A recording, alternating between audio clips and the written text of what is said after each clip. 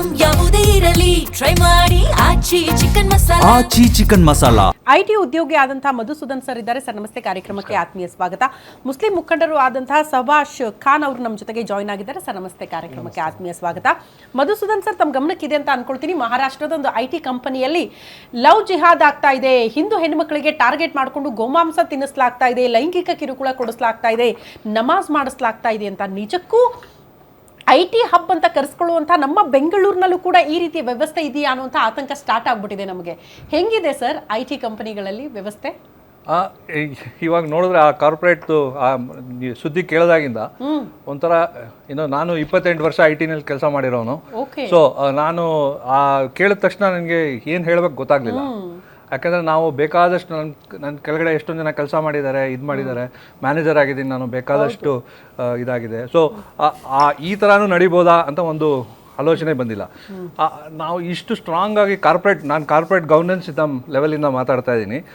ನಾನು ಯಾವ ಒಂದು ಇದ್ರ ಪಕ್ಷನೂ ತೊಗೊಳ್ಳದೆ ಮಾತಾಡ್ತಾ ಇದ್ದೀನಿ. ಆ್ಯಸ್ ಎ ಕಾರ್ಪೊರೇಟ್ ಪರ್ಸನ್ ನಮಗೆ ಏನು ಬೇಕು, ಕೊನೆಗೆ ಪ್ರಾಫಿಟ್ ಬೇಕು, ನಮ್ಮ ಕಂಪ್ನಿ ಚೆನ್ನಾಗಿ ನಡಿಬೇಕು. ಈ ಒಂದು ನಿಟ್ಟಿಗೆ, ಈ ಒಂದು ಗೋಲ್ಗೆ ನಾವು ಇದನ್ನೆಲ್ಲ ಅಲೋ ಮಾಡ್ಬೋದಾ? ಖಂಡಿತ ಇಲ್ಲ. ಪ್ರಮೋಷನ್ಗೆ ಅವರು ಈ ಥರ ಎಲ್ಲ ಕೆಲಸ ಮಾಡಬೇಕು ಅಂತ ಹೇಳಿದ್ರೆ ಆಗ ನಮ್ಮ ಒಂದು ಫ್ರೀ ನೇಚರ್ ಹೊಟ್ಟೋಗ್ಬಿಡುತ್ತೆ. ಇದು IT ಒಂದೇ ಅಲ್ಲ, ಎಲ್ಲ ಕಡೆನೂ ಎಕ್ಸ್ಪ್ಯಾಂಡ್ ಮಾಡಬೇಕದು. ಬೇರೆ ಇವಾಗ ಸೆಂಟ್ರಲ್ ಗೌರ್ಮೆಂಟ್ ಇರ್ಬೋದು, ಅಥವಾ ಪ್ರೈವೇಟ್ ಇಲ್ಲದೆ ಪಬ್ಲಿಕ್ ಫರ್ಮ್ಗಳಿರ್ಬೋದು, ಏನಾದರೂ ಇರ್ಬೋದು, ಒಂದು ಲೆವೆಲ್ಗೆ ಇದನ್ನು ನಾವು ಮುಂದೆ ಒಂದು ಒಳ್ಳೆ ಪಾಲಿಸಿ ತೊಗೊಂಬರ್ಬೇಕು. ಕಾರ್ಪೊರೇಟ್ ಲೆವೆಲಲ್ಲಿ ಒಂದು ಪಾಲಿಸಿ ತೊಗೊಂಬರ್ಬೇಕು, ಪ್ಲಸ್ ಗೌರ್ಮೆಂಟ್ ಲೆವೆಲಲ್ಲೂ ಬೇಕಾದಷ್ಟು ವ್ಯತ್ಯಾಸಗಳು ಮಾಡಬೇಕಾಗಿದೆ. ನಾವು ಯಾರಾದರೂ ಇವಾಗ ಫೈನಾನ್ಸ್ ಬಗ್ಗೆ ಇದಿದೆ, ನಮ್ಮ ಶೇರ್ ಕಟ್ಟೆ ಇದೆ, ಶೇರ್ ಕಟ್ಟೆ ಇದೆಯಲ್ಲ, ಅಲ್ಲಿ ಅವರು ಎಲ್ಲ ಫೈನಾನ್ಸ್ ಚೆನ್ನಾಗಿ ನಡೀತಾ ಇದೆಯಾ ಅಂತ ಒಂದು ಆಡಿಟ್ ಮಾಡಿಸ್ತಾರೆ ಬೇಸಿಕಲಿ. ಆ ಆಡಿಟ್ ಮಾಡಿ ಇದು ರಿಪೋರ್ಟ್ ಮಾಡಿರೋದು ಈ ನಂಬರ್ ಸರಿ ಇದೆಯಾ, ಈ ನಂಬರ್ ಸರಿ ಇದೆಯಾ, ಈ ನಂಬರ್ ಸರಿ ಇದೆಯಾ ಅಂತ ನೋಡ್ತಾರೆ. ಹೀಗೆ HR ಲೆವೆಲಲ್ಲಿ ಈ ಥರ ಒಂದು ವಿಚಾರದಲ್ಲಿ ಇದು ಸೆಕ್ಷುಯಲ್ ಹರಾಸ್ಮೆಂಟ್ ಅಂತ ಕರಿಬೋದು, ರಿಲಿಜಿಯಸ್ ಹರಾಸ್ಮೆಂಟ್ ಅಂತ ಕರಿಬೋದು, ಏನಾದರೂ ಕರಿಬೋದು ಇದನ್ನು.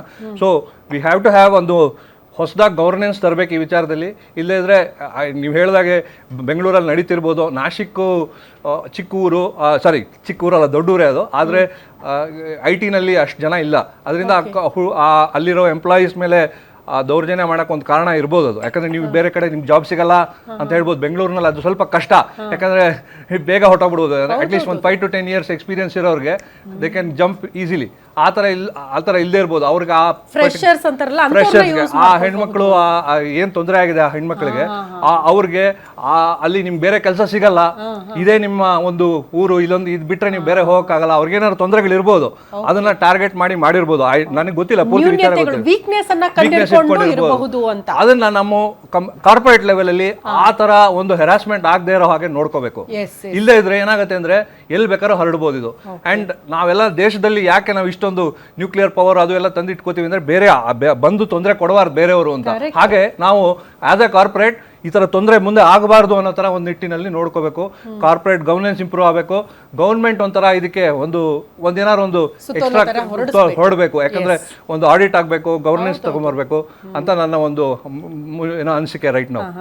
ಸಭಾಷ್ ಸರ್, ಏನು ಫಸ್ಟ್ ರಿಯಾಕ್ಷನ್? ಲವ್ ಜಿಹಾದ್, ಹಿಂದೂ ಹೆಣ್ಮಕ್ಳನ್ನ ಟಾರ್ಗೆಟ್ ಮಾಡ್ತಾರೆ, ಕರ್ಕೊಂಡು ಹೋಗ್ತಾರೆ, ಹಿಂಸೆ ಕಟ್ತಾರೆ.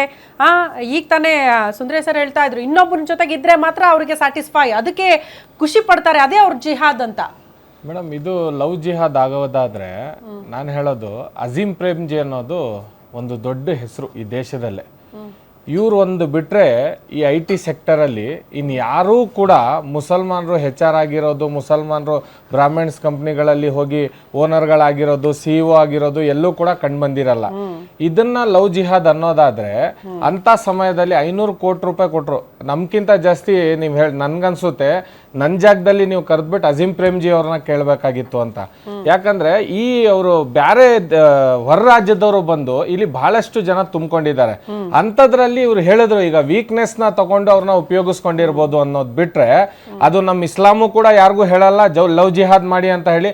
ಪ್ರೀತಿ ಯಾರಿಗೋ ಹುಡ್ಬೋದು, ಬಟ್ ಇದನ್ನ ಮಾಡಿರೋವಂಥದ್ದು ತಪ್ಪು ನಾವು ಖಂಡಿಸ್ತೀವಿ. ಯಾಕಂತ ಹೇಳಿದ್ರೆ ನೀವು ಗೋಮಾಂಸ ತಿನ್ಲೇಬೇಕು, ನೀವು ಇನ್ನೊಂದು ಮಾಡಲೇಬೇಕು, ನೀವು ಇನ್ನೊಂದು ಕೇಳಲೇಬೇಕು ಅನ್ನೋದು ಇದೆಯಲ್ಲ, ಇದು ಚಿತ್ರಹಿಂಸೆ. ಇದು ಯಾಕಂದ್ರೆ ಇದು ಹರಾಸ್ಮೆಂಟ್. ಇದು ನಿಮ್ಗೆ ಇಷ್ಟ ಇಲ್ದಿದ್ದು ವಸ್ತುನ ತಗೊಂಡ್ ಬಂದು ನಿಮ್ ಮುಂದೆ ಇಟ್ಬಿಟ್ಟು ಇದು ತಿನ್ನಿ, ನೀವು ಕುಡೀರಿ, ಇದು ಮಾಡ್ರಿ ಅನ್ನೋದು ಇದೆಯಲ್ಲ, ಇದು ಒಳ್ಳೇದಲ್ಲ. ಯಾರಿಗೂ ಕೂಡ, ನಮ್ಗಾಗ್ಲಿ ನಿಮ್ಗಾಗ್ಲಿ ಯಾರಿಗೂ ಕೂಡ ಒಳ್ಳೇದಲ್ಲ.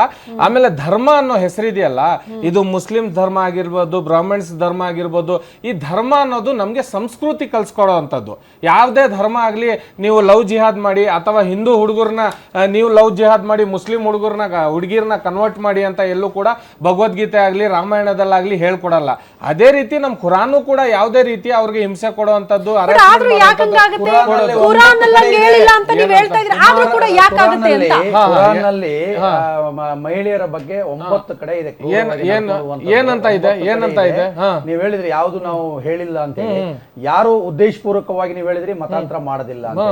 ಹಾಗಾದ್ರೆ ನೇಹಾ ಹಿರೇಮಠದಂಗೆ ಏನಾಯ್ತು? ಏನು ಕೇಸ್ ಆಗಿರೋದು ಹೇಳಿ, ನೀವೇನ್ ಕೇಸ್ ಅದು?